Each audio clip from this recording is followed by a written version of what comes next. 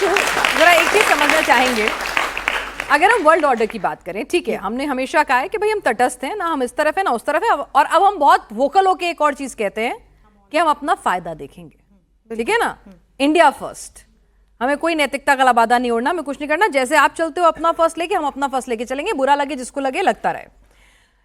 उस दौरान हमने जिस तरह की अपनी पूरी डिप्लोमेटिक अप्रोच रखी है, और पुतिन का हिंदुस्तान आना, कई अहम रक्षा समझौते होना, और उस वक्त में होना जब मुनीर या पाकिस्तान की प्रॉक्सिमिटी अमेरिका से एक बार फिर होती हुई दिख रही है, कम से कम नैरेटिव में, चाहे है कितनी नहीं है उसको एनालिसिस हो सकता है, लेकिन दिख रही है, और उसी के बल पर पाकिस्तान जो है फुदक भी रहा है। तो इसको किस तरह से इंटरप्रेट करें हम? देखिए, वर्तमान वैश्विक परिदृश्य को यदि पिनाज आप देखें तो मैं कुछ महीने पहले ले चलती हूं आपको, क्योंकि आपने जो बात कही वो बहुत महत्वपूर्ण है। भारत लेकिन फिर भी अपने विदेश नीति में जो आधारभूत उसका स्तंभ है पंचशील और वसुधैव कुटुंबकम की भावना, और ये कहीं ना कहीं एक नैतिक मूल्य पर ही स्थापित हमारे मूल्य हैं। इसको लेकर के हम अपनी विदेश नीति को एग्जीक्यूट कर रहे हैं, पर स्ट्रेटेजिक ऑटोनॉमी को मेंटेन रखते हुए, अपने नेशनल इंटरेस्ट्स को सिक्योर करते हुए। अब कुछ महीने पहले ले चलती हूं, हमारे पहलगाम पर दुर्दांत आतंकवादी हमला पाकिस्तान ने कराया, उसके बाद हमारे जवानों ने ऑपरेशन सिंदूर के माध्यम से मुंह तोड़ जवाब पाकिस्तान को दिया। उसके बाद से आप देखिए कि कैसे वैश्विक राजनीति में चीजें बहुत तेजी से बदलनी शुरू हुई। उसके बाद ट्रंप अचानक आए बीच में, बेगानी शादी में अब्दुल्ला दीवाना, कि भाई मैंने तो इन दोनों देशों के बीच में युद्ध का अंत करवाया है। युद्ध हुआ ही नहीं था, there was no war declared, वो एक ऑपरेशन था जो हमने पॉज किया। और बार बार हमारे ऑफिशियल स्टेटमेंट्स आ रहे थे कि भारत और पाकिस्तान के बीच किसी ने मध्यस्थता नहीं कराई है, पाकिस्तान की तरफ से रिक्वेस्ट आने के बाद हमने अपने इस ऑपरेशन को पॉज किया है। और आपको याद होगा, हमारे रक्षा मंत्री ने, हमारे विदेश मंत्री ने, हमारे प्रधानमंत्री ने बार बार इस बात को कहा है कि ये एक पॉज्ड ऑपरेशन है, जब जरूरत पड़ेगी हम इसे दोबारा करेंगे। इसके बावजूद अभी तक 30 से 40 बार ट्रंप के स्टेटमेंट्स आए। उसके बाद वो बौखला गए जब हमने उनके इस दबाव को नहीं माना। फिर हमने देखा कि ट्रंप ने टैरिफ का एक दबाव भारत के ऊपर बनाया। इसके पीछे रीजन दिया कि भाई आप रशिया को से ऑयल एंड गैस लेते हैं तो रशिया यूक्रेन युद्ध को आप फ्यूल अप कर रहे हैं, भैया चाइना और तुर्की पे क्यों नहीं लगाए जो हमसे ज्यादा मात्रा में ऑयल एंड गैस रशिया से लेते हैं। तो वो एक डिप्लोमेटिक रीजन समझ में आ रहा था कि ट्रंप वाज इरिटेटेड, क्योंकि भारत जिस तरह से लगातार वैश्विक राजनीति में अपना परचम लहरा रहा है, जिस तरह से दूसरे देशों का सहयोग मिल रहा है भारत को, जिस तरह से अलग अलग देशों के राष्ट्राध्यक्ष, आप एक मोमेंटम देखिए कि पिछले अप्रैल मई के बाद से कितने पावर क्लब में शामिल हो रहे हैं, पच नहीं रहा किसी को। हम उस पावर क्लब को, और मिर्ची आपने बोली थी ना, हम उस पावर क्लब को डेमोक्रेटाइज कर रहे हैं।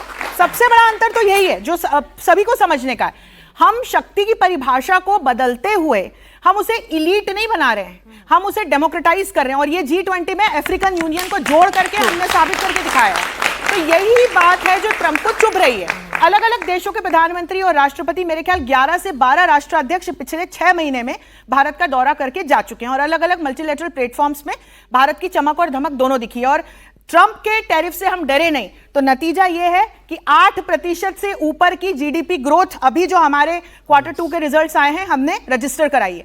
तो हमने पूरे विश्व को बता दिया है कि यदि आपकी नीयत सही हो, आपका काम करने का तरीका सही हो, आप कंपटीशन में नहीं कोलैबोरेशन में बिलीव रखते हो, तो आप आगे बढ़ सकते हैं। अब पुतिन आ रहे हैं, इस भारत में आ रहे हैं जो 8% से ऊपर की जीडीपी अपनी ग्रोथ करा करके बैठा हुआ है, तब जब पर हम पर प्यूनिटिव मेजर्स ट्रंप ने लगा रखे हैं।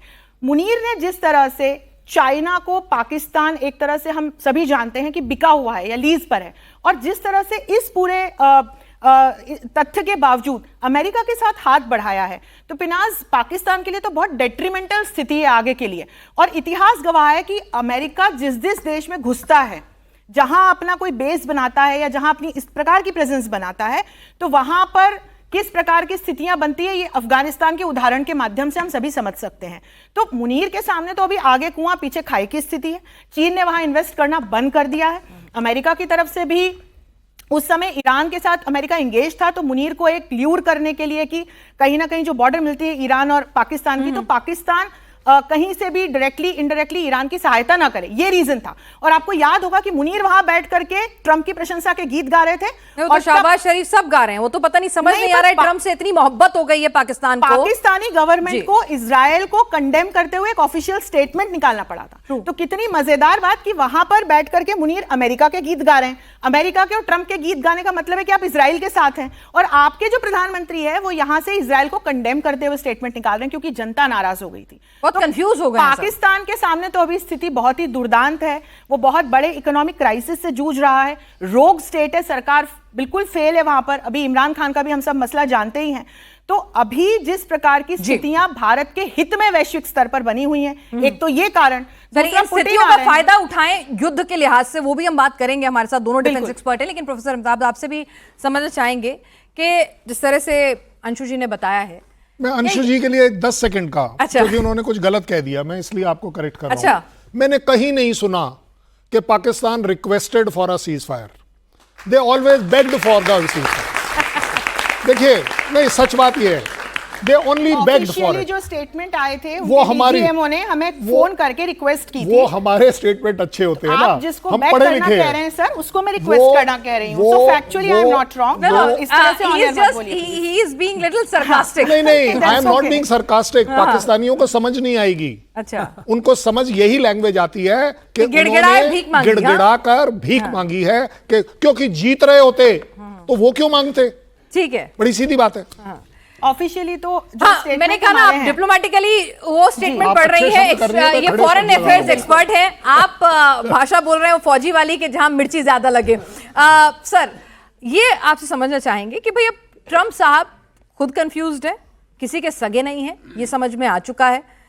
कोई उनका दोस्त रात को होता है, सुबह जाके वो आदमी ठीक नहीं लगता उन्हें। तो फिर ऐसे में मुनीर और पाकिस्तान जिस तरह से ट्रंप पर बैंक कर रहे हैं, ये भारी तो नहीं पड़ जाएगा? देखिए, मुनीर और पाकिस्तान कोई ट्रंप पे बैंक नहीं कर रहा है। उनको अपना प्रोजेक्शन कराना है as a powerful player, okay. और अपने आप को प्रोजेक्ट कराना है। पाकिस्तान की जो अर्थव्यवस्था है हम सब जानते हैं, कटोरा लेके घूमते हैं, कहीं कुछ मिलता है, कहीं कुछ मिलता है, कहीं से दिया गया सऊदी अरेबिया पैसा वापस ले लेता है। अफगानिस्तान ने एक नया मोर्चा खड़ा कर दिया है, सबको पता है, जो शेर की सवारी वो कर रहे थे अब उनको खाने को दौड़ रहा है। तो जिस तरह की व्यवस्था बन रही है उसमें आप देखेंगी ट्रंप और मुनीर ये दोनों अपने इंडिविजुअल गेन्स के लिए, ट्रंप को क्रिप्टो करेंसी चाहिए, पाकिस्तान के एलिट्स वो क्रिप्टो करेंसी देते हैं और उस क्रिप्टो करेंसी के आधार पर वो अपनी विदेश नीति बनाना चाहते हैं। और मुनीर साहब को ये पता है कि जिस दिन पाकिस्तान में फिर से अगर नया इलेक्शन हो, इमरान खान तब तक अगर जीवित रहें तो मुनीर साहब को कोई पूछेगा नहीं। क्योंकि आपको याद होगा जब इमरान खान साहब जब अरेस्ट हुए थे, जेल गए थे, उसके बाद जो आर्मी के ऊपर वहां के लोगों का गुस्सा भड़का था, जीएचक्यू को जला दिया था कितने। तो मुनीर साहब का इस समय सोल पर्पस है कि अपने आप को उस फील्ड मार्शल के पोजीशन से, जो फील्ड मार्शल की पोजीशन से वो हटे नहीं। इसके लिए उन्होंने संविधान में भी परिवर्तन किए, पूरी तरह से एक हाइब्रिड सिस्टम वहां चला रहे हैं।